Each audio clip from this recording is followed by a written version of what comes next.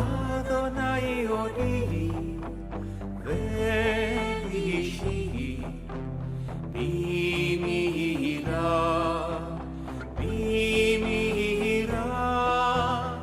Comienza A las Fuentes de la Fe en Tierra Santa, un programa dirigido por el Padre Francesco Voltaggio.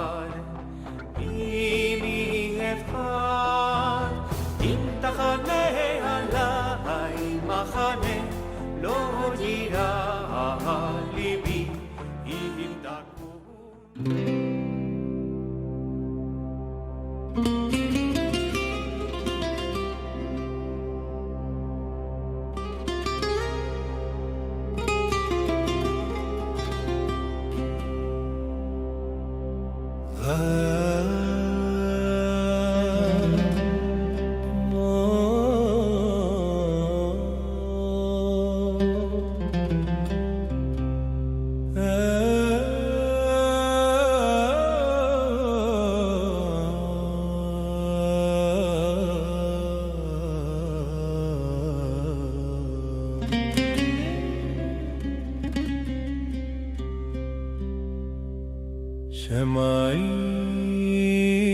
Israel, Adonai Eloheinu, Adonai Echad. Escucha Israel. Queridos amigos de Radio María, hola a todos, Shalom Lekulechem, Salam el al-Jami'. En el último episodio empezamos a profundizar en el acontecimiento de la transfiguración de nuestro Señor Jesucristo.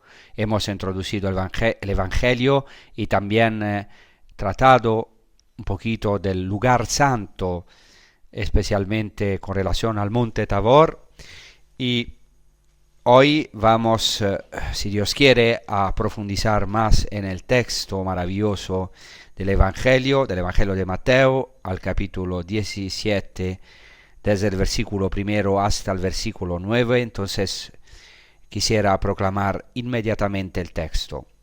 6 días más tarde, Jesús tomó consigo a Pedro, a Santiago y a su hermano Juan, y subió con ellos aparte a un monte alto. Se transfiguró delante de ellos, y su rostro resplandecía como el sol, y sus vestidos se volvieron blancos como la luz. De repente se les aparecieron Moisés y Elías conversando con él. Pedro entonces tomó la palabra y dijo a Jesús: Señor, qué bueno es que estemos aquí. Si quieres, haré 3 tiendas, una para ti, otra para Moisés y otra para Elías. Todavía estaba hablando cuando una nube luminosa los cubrió con su sombra, y una voz desde la nube decía: Este es mi Hijo, el amado, en quien me complazco, escuchadlo. Al oírlo, los discípulos cayeron de bruces, llenos de espanto. Jesús se acercó y tocándolos les dijo: Levantaos, no temáis. Al alzar los ojos no vieron a nadie más que a Jesús solo. Cuando bajaban del monte, Jesús les mandó: No contéis a nadie la visión hasta que el Hijo del Hombre resucite de entre los muertos. Entremos de lleno, queridos amigos, en esta palabra del Señor. Adentrémonos en este acontecimiento, en este gran misterio de la vida de Cristo, el misterio de la transfiguración.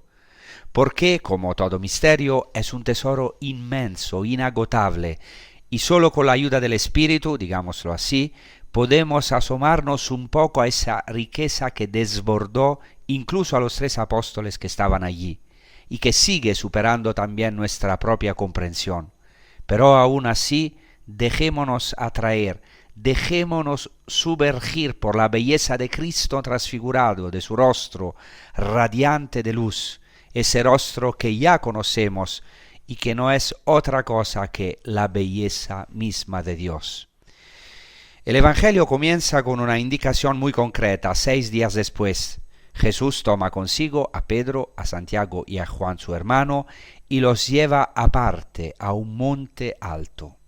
Y aquí el detalle no es casual, no hay nada de casual en el Evangelio.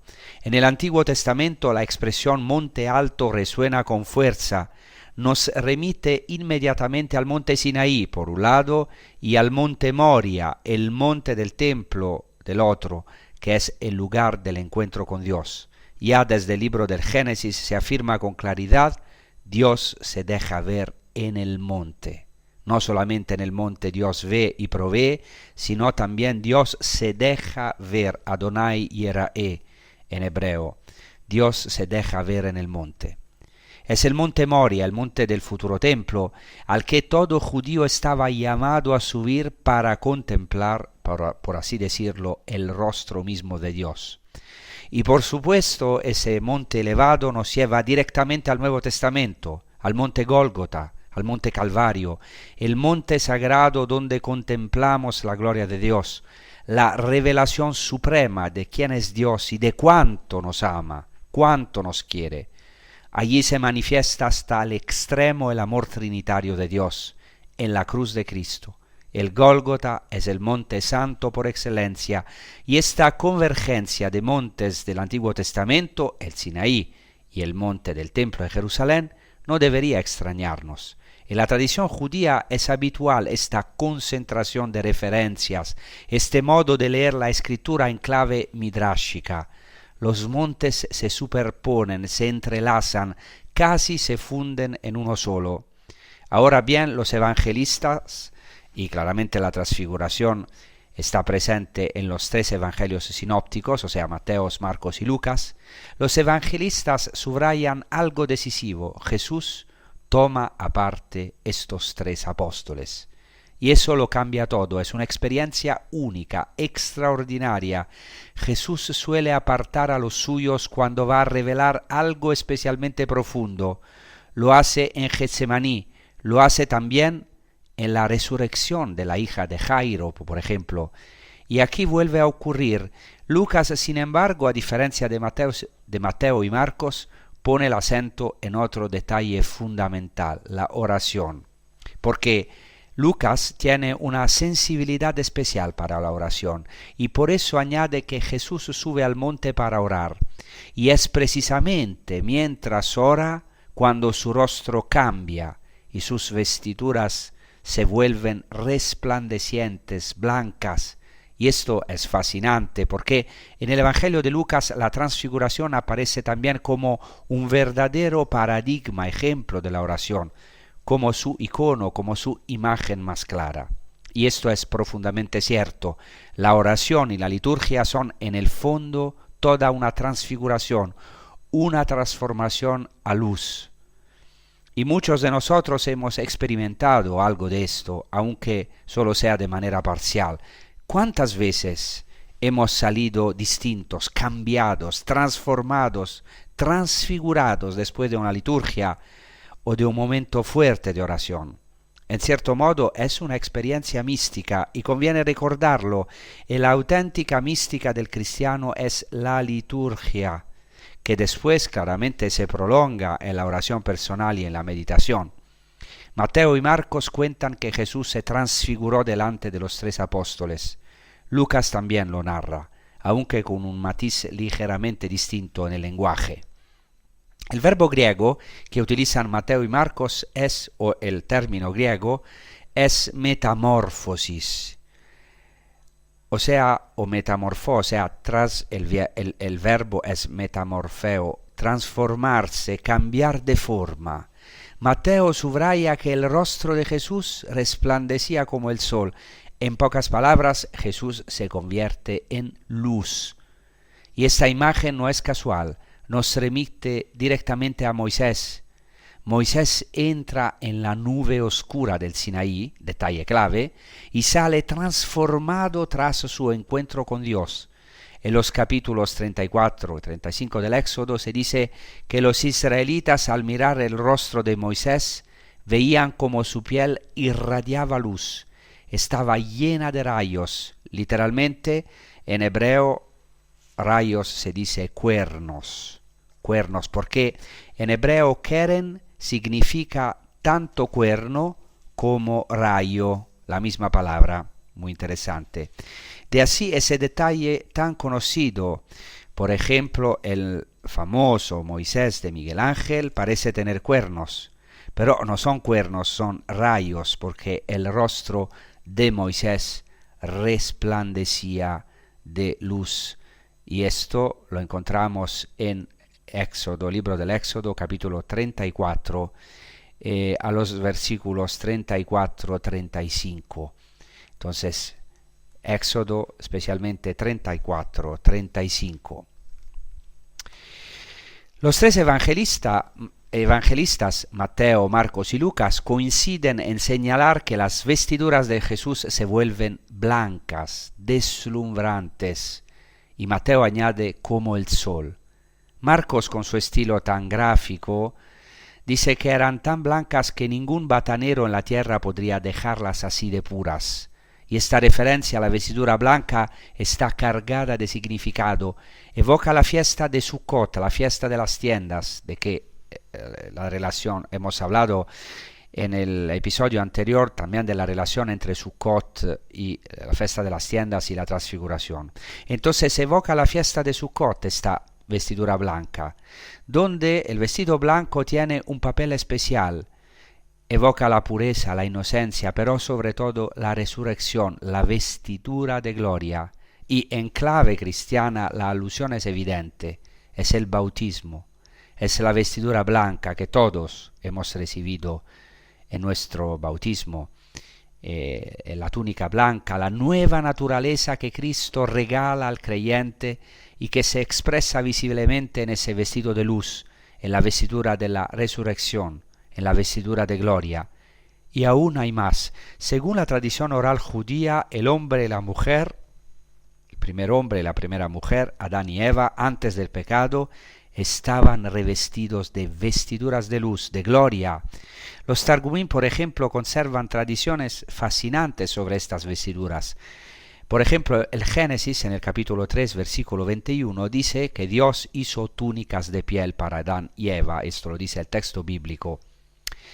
Pero en hebreo piel se dice or con ain, pero los rabinos dicen que se puede leer esta palabra también or con alef, con otra consonante que no se pronuncia, que quiere decir luz. Entonces las túnicas de piel eran antes túnicas de luz, las túnicas de or antes eran túnicas de or, de luz.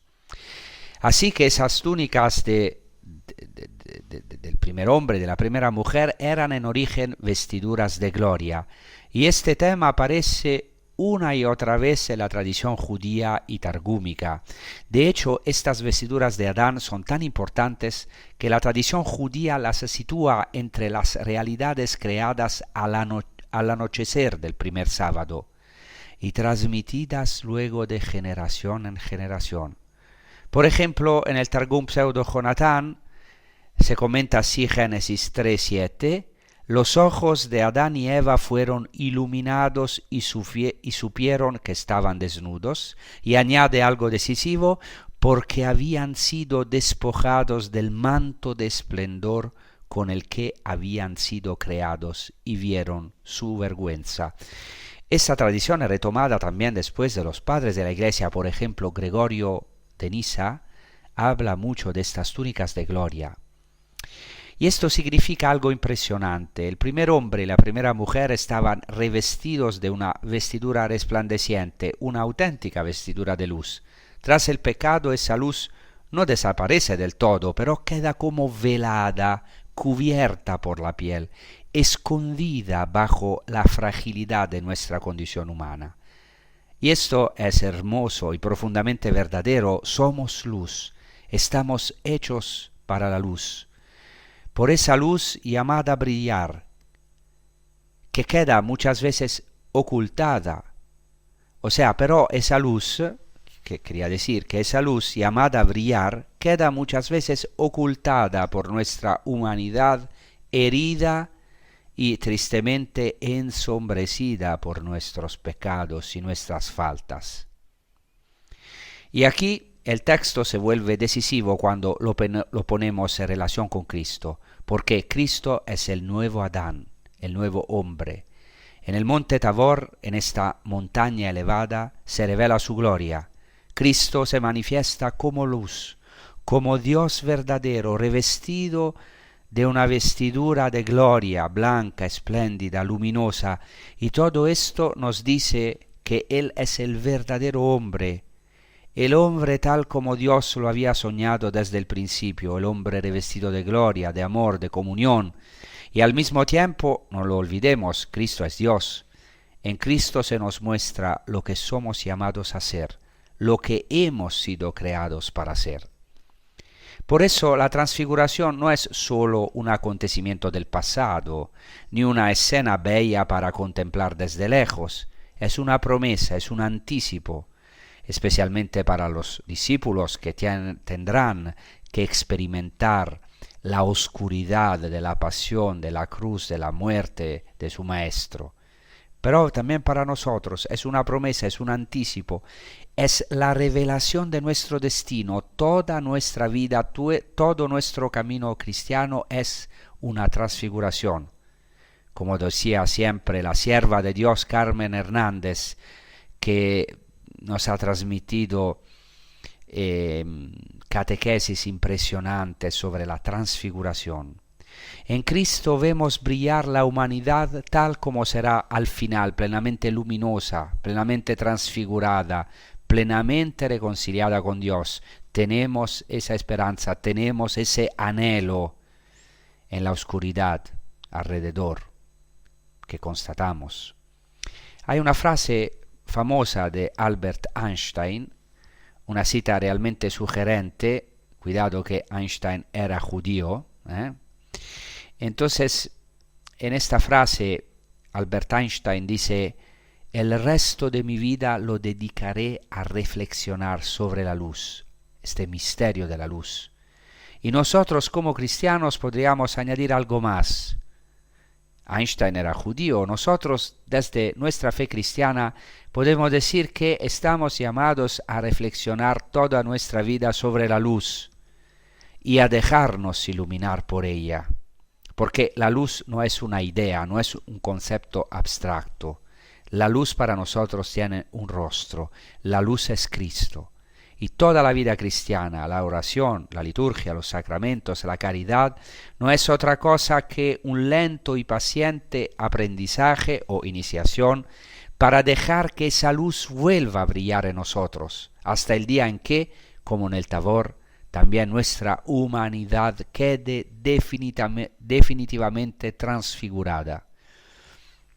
Nosotros los cristianos podríamos decir que deberíamos reflexionar durante el resto de nuestra existencia sobre la luz, sobre Cristo como luz y sobre nosotros, que podemos ser luz en Él.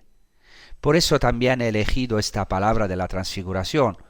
Es una palabra profundamente pascual. En la vigilia de Pascua, por ejemplo, en la Noche Santa, viviremos esta luz de Cristo que ha resplandecido en nuestras tinieblas, que ha vencido las tinieblas del mundo y que nos ilumina con su esplendor, con la belleza del esplendor de la luz de Cristo. En realidad, la luz ya a nivel científico, si queréis a nivel físico, es un gran misterio. Sabéis que hoy en día se acepta comúnmente en la ciencia la doble naturaleza corpuscular y ondulatoria de la luz. Es muy interesante entonces que la luz física sea un símbolo divino. La primera carta o un símbolo de Dios mismo. La primera carta de Juan dice que Dios es luz. Hay entonces una analogía. Está claro que es una analogía. De hecho, la luz en este mundo está presente en todas partes como la luz de Dios, que aún es indefinible. Los científicos aún no han logrado comprender esta doble naturaleza corpuscular ondulatoria de la luz, y también Dios es lo indefinido, lo indefinible por excelencia. Solamente cuando se manifiesta podemos conocerlo. La luz es lo más dinámico y rápido que hay en el universo, y Dios es dinamismo absoluto, dinamis. La luz es la única constante también, en ciencia la única constante independiente del movimiento del sistema de referencia, mientras que el tiempo y el espacio son magnitudes relativas, ya que la luz es absoluta. Además, la luz interactúa con la materia y esto es muy interesante. Aquí la humanidad de Cristo es la que velaba su divinidad. En cierto modo, este velo se abre en este evento de la transfiguración para que pueda irradiar esta luz, que es la luz divina, pero que también es la luz con la que el hombre está llamado a resplandecer en su nueva naturaleza. Es muy interesante, todos estamos llamados verdaderamente a ser luz, a convertirnos en luz. Incluso la estructura de la materia, la estructura de la realidad está ligada a la luz, y esto es muy interesante. Ahora vamos a rezar con un salmo, el Salmo 27, el Señor es mi luz y salvación. Maravilloso, en hebreo, Adonai Ori, el Señor es mi luz. Gracias.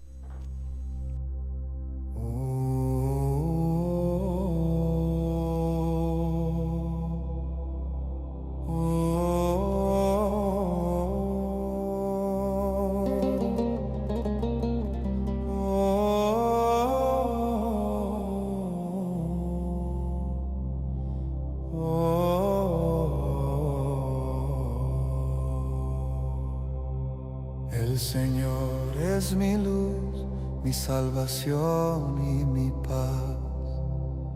¿A quién podré temer si su luz conmigo está? Aunque se levante guerra, mi corazón confiará. Cuando todo se derrumbe, Él me hará descansar.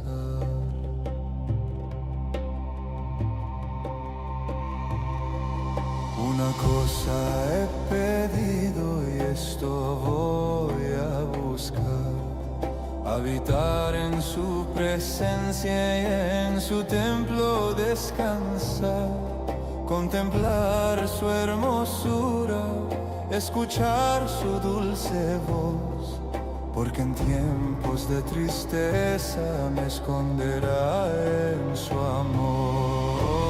Él sana mi corazón, con su luz me levantó. Aunque me falten fuerzas, su presencia me abrazó. Él es mi roca, mi refugio, mi consuelo y mi canción.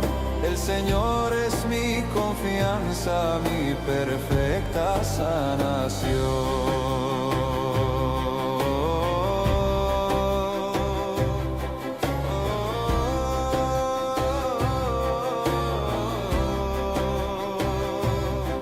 Si mi padre y mi madre me llegarán a dejar, el Señor me recogerá y nunca me abandonará. Muéstrame, Señor, tu camino, enséñame tu verdad.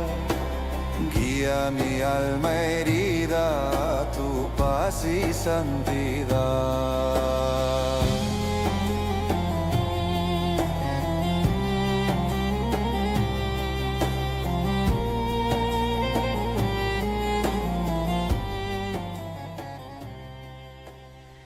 Entonces, en el Evangelio que hemos proclamado en la primera parte de este episodio, se dice que en la transfiguración de Jesús aparecieron Moisés y Elías conversando con Jesús.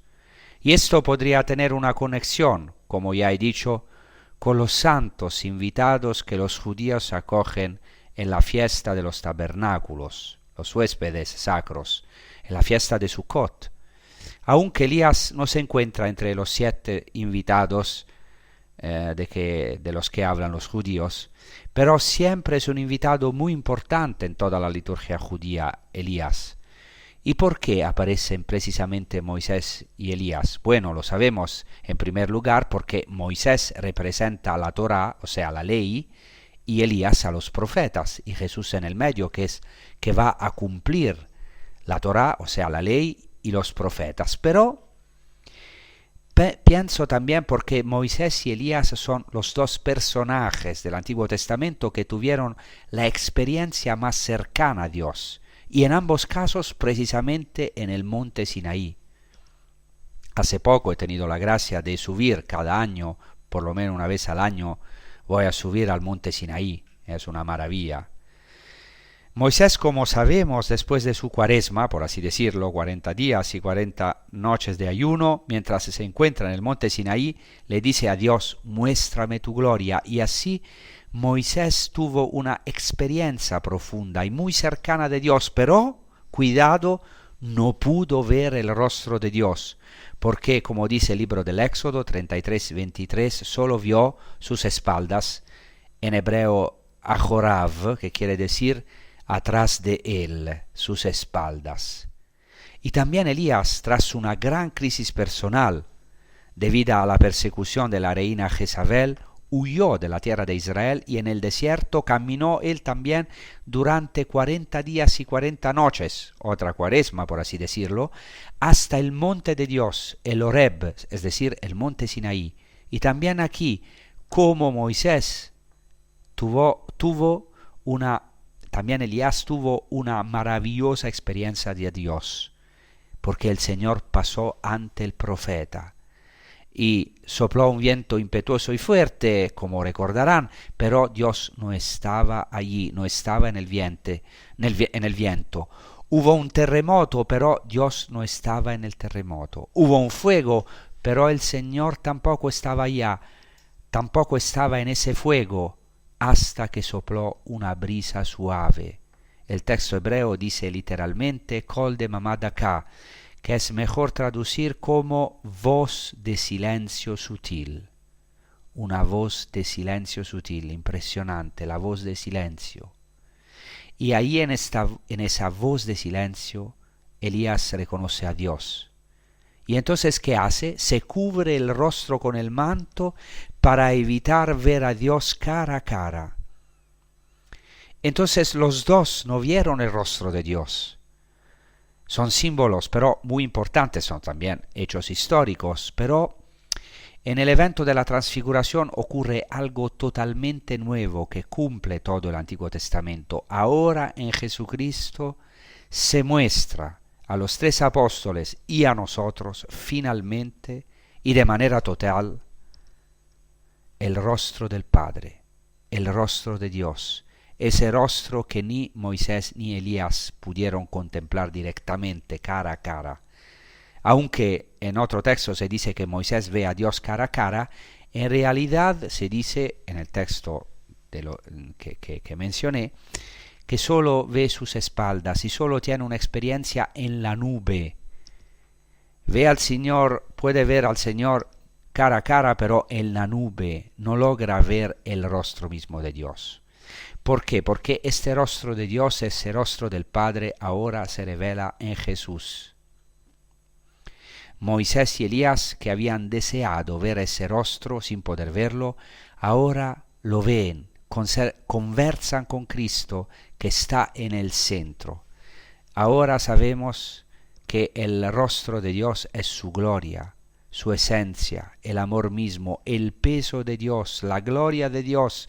En hebreo se dice kavod, que significa peso, o sea, es el valor de Dios. ¿Y cuánto pesa Dios? El peso de Dios es el peso máximo absoluto, es el amor con mayúscula. Ahora en Cristo se revela el rostro radiante de Dios mismo.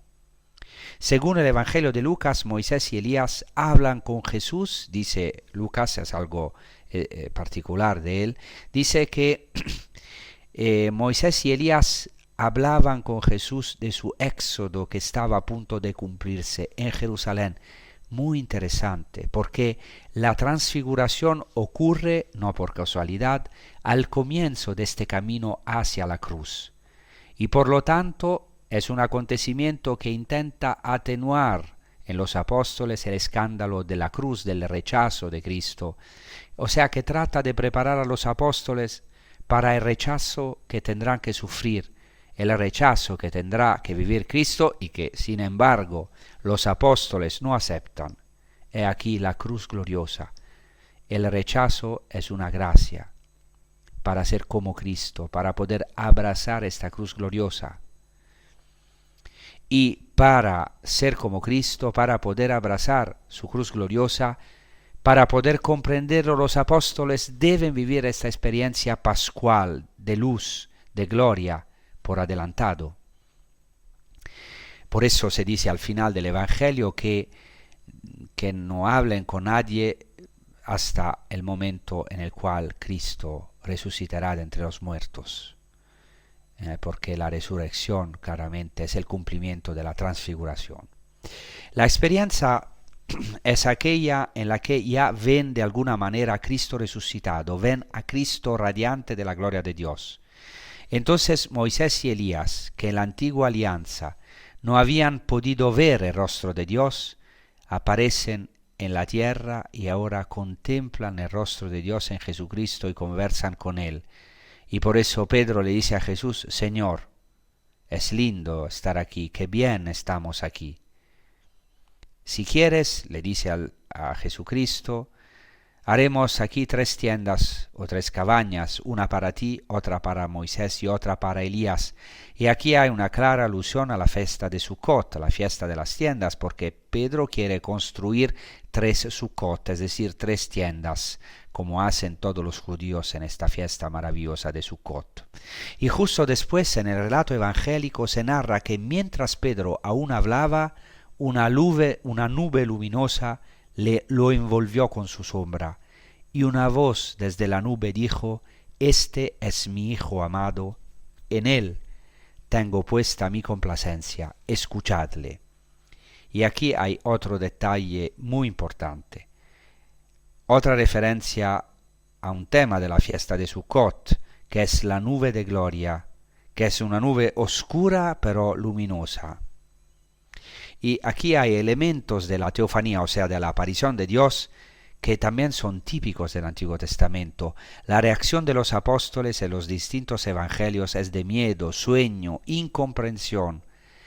Jesucristo se revela como Dios y se oye una voz, en hebreo bat kol, que significa una hija de la voz, es decir, una revelación divina. Y esta revelación divina, esta voz divina dice: Este es mi Hijo amado. Este término, amado, es un término que en el Antiguo Testamento se refiere a Isaac. En la versión griega del Antiguo Testamento se utiliza el término griego agapetos, o sea, el Hijo amado, Isaac. Este es el que deberá ser ofrecido en sacrificio, Cristo, el nuevo Isaac. Y esta voz, como la voz divina en el Sinaí, decía al pueblo de Israel: escuchadlo, escuchad a Cristo. Pero en el Sinaí decía: escucha Israel, Shema Israel. Por eso hemos empezado este episodio con el canto del Shema Israel. Y así como la voz divina en el Sinaí decía al pueblo de Israel: escucha Israel, ahora esta voz divina en el Monte Santo dice: escuchad al Hijo, escuchadle. He aquí, el Mesías debía ser ciertamente el Mesías, hijo de David, el ungido del Señor, el Mashiach, como se dice en hebreo, pero también debía encarnar al Mesías sufriente, el siervo de Dios ya en el Antiguo Testamento, pasando por el sufrimiento y la muerte, debía ser causa de expiación, de perdón y de luz. Y así Dios se manifiesta en la debilidad de la persona, en la debilidad del siervo y de sus profetas, es decir, en los acontecimientos de sufrimiento y muerte, incluso en el rechazo, que es la cosa que más nos hace sufrir. Y con la transfiguración Jesús lleva a cabo todo esto y da un sentido completo a toda la historia de la salvación. Y no es casualidad que los anuncios de la pasión se encuentren antes, el primer anuncio de la pasión antes de la transfiguración y después también de la transfiguración. Eso significa que la transfiguración es central, es la clave para comprender la pasión misma y la muerte en la cruz. Allí, en la cruz, donde Dios, en el monte Gólgota, manifiesta su poder, transformando, transfigurando nuestros sufrimientos y nuestras muertes, transfigurando sus heridas y nuestras heridas.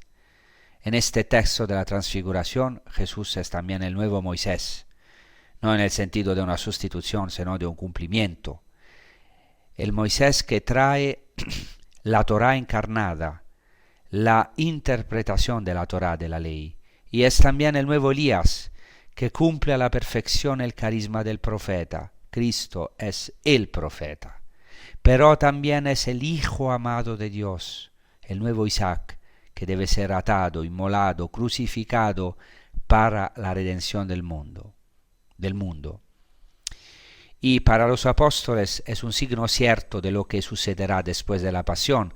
Así que en la transfiguración Jesús muestra su gloria a estos tres apóstoles, tres privilegiados: Pedro, Jacobo, Juan, Pedro, Andreas y Juan, que no por Pedro, Santiago y Juan, que no por casualidad serán los mismos, Pedro, Santiago y Juan, los mismos que vivirán más de cerca su agonía en el Getsemaní. Interesante este paralelismo entre el monte Tabor, o el monte de la transfiguración de una parte, y el Getsemaní del otro. O sea, los mismos tres apóstoles que son testigos en el monte Tabor, son testigos también en el Getsemaní. Es interesantísimo, porque mientras que en Getsemaní Jesús muestra a los suyos el culmen de su humanidad y siente miedo y angustia, en el Tabor, en la montaña alta, revela plenamente su identidad divina, su divinidad. Entonces, en la transfiguración Jesús muestra a los tres apóstoles su divinidad. Y así Jesucristo revela al mismo tiempo quién es el hombre y a qué gloria está destinado, a qué gloria estamos destinados. Por eso la vida cristiana, nuestra vida, no es más que una progresiva transformación en luz, como he dicho, en la luz de Dios. Es toda una metamorfosis, una transformación. Así, en el monte Tabor o en el monte alto, tiene lugar una verdadera teofanía, o sea, una manifestación de Dios. La gloria luminosa de Dios aparece en Cristo. En Él mora la plenitud de la divinidad velada por su carne. Y por eso no es casualidad que en la tradición iconográfica oriental, la icona de la transfiguración, que es maravillosa, sea el paradigma de todas las iconas, como el prototipo de los iconos. ¿Por qué? Porque es el primer icono que el iconógrafo debe pintar junto con el rostro de Cristo, porque la transfiguración expresa lo que es el icono. ¿Por qué? Porque la materia visible, la humanidad, la materia, se convierte en puerta real de la gloria invisible. Y sobre esto diré una palabra al final. Así pues, en el Tabor, el rostro de Dios se revela definitivamente en Jesucristo, icono de Dios, como dice San Pablo en la segunda carta a los Corintios, y todos nosotros con el rostro descubierto. Entonces este velo para nosotros descubierto, reflejando como en un espejo la gloria del Señor, somos transformados, transfigurados en esa misma imagen, que en griego se dice literalmente icono, de gloria en gloria, según la acción del Espíritu del Señor.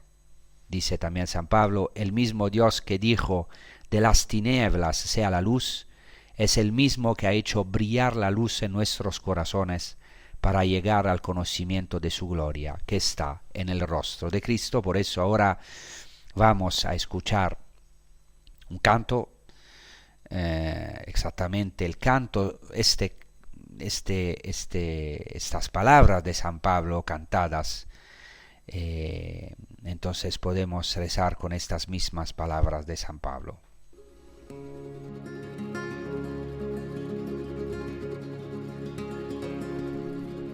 El mismo Dios que dijo, de las tinieblas brille la luz, es el mismo que ha hecho brillar la luz en nuestros corazones, para radiar el conocimiento de su gloria, que está en el rostro de Cristo, que está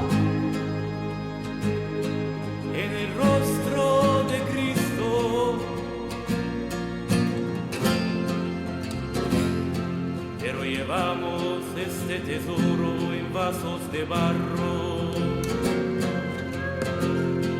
pero llevamos este tesoro en vasos de barro para que se manifieste en lo sublime de este amor. Viene de Dios, viene de Dios y que no viene de nosotros, y llevando siempre en nuestro cuerpo el morir de Jesús, para que se manifieste en nuestro cuerpo, está resucitado.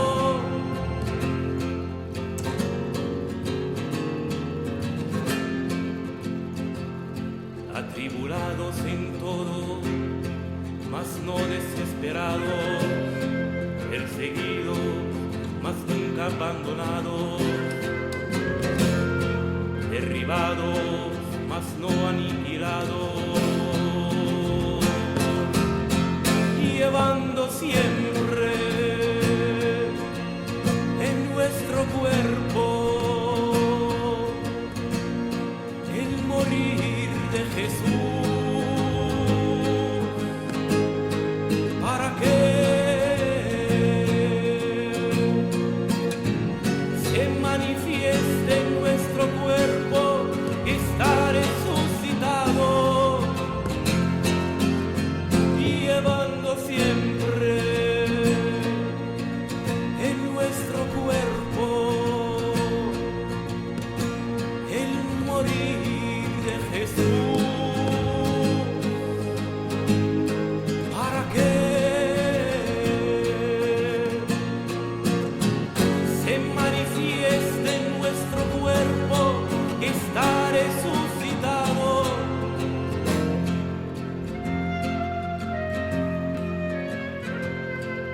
Mientras nosotros morimos, el mundo recibe la vida,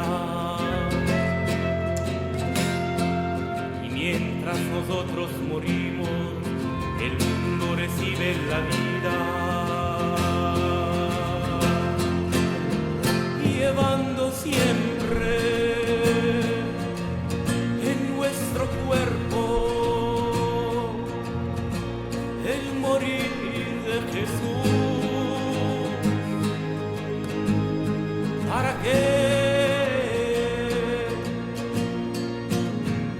se manifieste en nuestro cuerpo que está resucitado.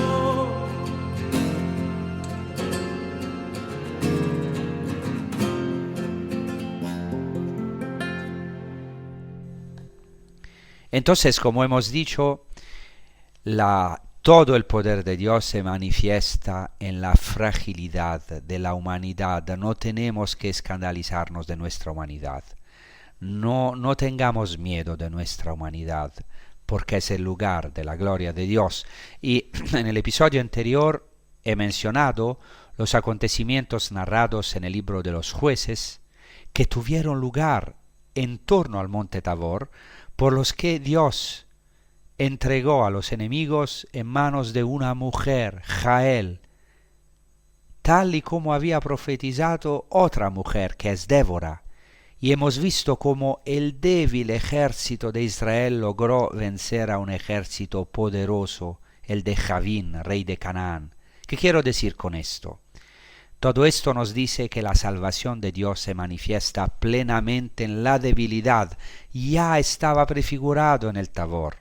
La gloria de Dios se manifiesta en la debilidad de la naturaleza humana, de nuestra naturaleza. Por eso este acontecimiento de la transfiguración nos invita a no tener miedo de nuestra humanidad, porque en Cristo la humanidad es el lugar donde se manifiesta la gloria divina, en la debilidad de nuestra humanidad, de nuestra carne. Para nosotros los cristianos, la carne, lo dice Tertuliano, cardo salutis. La carne es el cardine, no sé si se dice así en español, o sea, es el centro de nuestra salvación, es la clave de la salvación. Para nosotros los cristianos también, tener la túnica blanca significa tener la naturaleza divina, es decir, la naturaleza de resucitados, la misma naturaleza de Dios que el Señor nos regala en el bautismo, en los sacramentos de la iniciación cristiana. En el libro del Apocalipsis, el blanco es el color característico de Dios y de Cristo, y por eso en el bautismo recibimos una nueva naturaleza, una túnica blanca, la naturaleza divina. He aquí la naturaleza luminosa que habíamos perdido en Adán y Eva. Y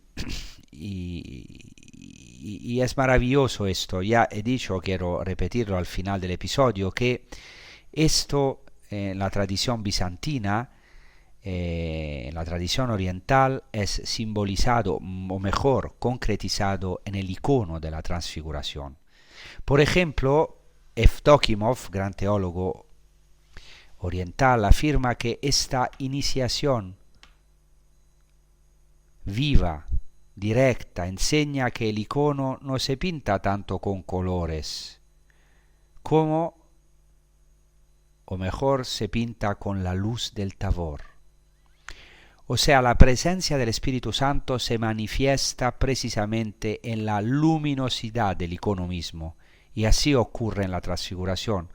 Lo divino se manifiesta en lo humano, lo invisible en lo visible, y por eso estamos llamados a esta transformación en luz. ¿Y qué es nuestra vida cristiana? Es un paso pascual. Es la Pascua de las tinieblas a la luz de Dios, para que muera nuestra vieja vestimenta, la vestimenta del pecado, nuestro hombre viejo, y podamos renacer a una nueva vida y vestir la vestimenta blanca, la vestimenta de la vida divina. Y aquí tenemos también un símbolo maravilloso de la cruz. La cruz es esta nube oscura donde entran los apóstoles, por eso tienen miedo, pero que sin embargo está llena de luz. No es casualidad en la transfiguración, y con esto añado un detalle, que los apóstoles sintieron miedo al entrar en la nube, pero al entrar en esta nube experimentan la luminosidad, la luz de Cristo, y esto es precisamente también la cruz. Y si queréis la fe, como dice San Juan de la Cruz, San Juan de la Cruz dice que la fe está simbolizada en la nube oscura, que era una nube tenebrosa pero que iluminaba la noche. Y así San Juan de la Cruz dice que la fe, aunque es una nube oscura y tenebrosa para el alma y la hace entrar en su noche, en realidad con sus tinieblas ilumina y alude a las tinieblas del alma, exactamente como la cruz, que parece oscura, pero es el lugar donde Dios ha manifestado su máximo amor por nosotros, dándonos así la esperanza de la resurrección, haciendo este éxodo pascual, pasando de la oscuridad a la luminosidad de Cristo, de nuestra muerte a la vida. Entonces entramos en nuestras nubes oscuras, porque el Señor no nos deja, aunque tengamos miedo. Allá en el obstáculo, como dice Rabbi Nachman de Breslav, allá en la oscuridad está Jesucristo mismo. Como dice el Salmo, si subo al cielo tú estás ya, si bajo hasta el fondo de mis angustias, allá te encuentro, tú estás allá, porque no hay oscuridad donde Cristo no sea entrado y que no quiera iluminar con su luz resplandeciente. Muchas gracias. Hasta la próxima. Os deseo una buena prosecución con los programas de Radio María. Gracias. Hasta la próxima.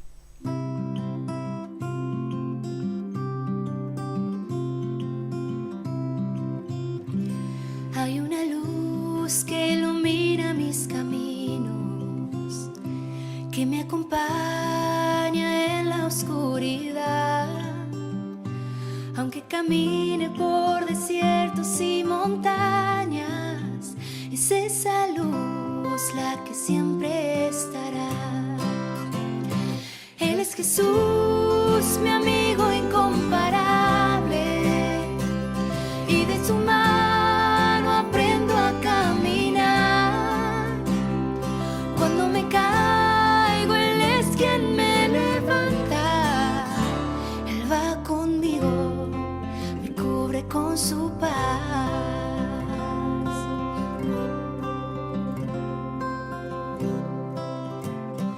Hay una luz que ilumina mis caminos, que me acompaña en la oscuridad. Aunque camine por desiertos y montañas, es esa luz la que siempre estará. Él es Jesús, mi amigo incomparable, y de su mano aprendo a caminar. Cuando me caigo, Él es quien me levanta. Él va conmigo, me cubre con su paz. Luz que ilumina, luz que da vida, luz que llena mi existir. Luz que me alumbra, luz de mi vida.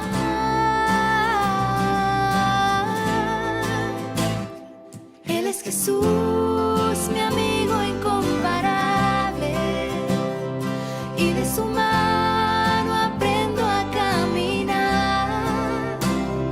Cuando me caigo, Él es quien me levanta. Él va conmigo, me cubre con su paz.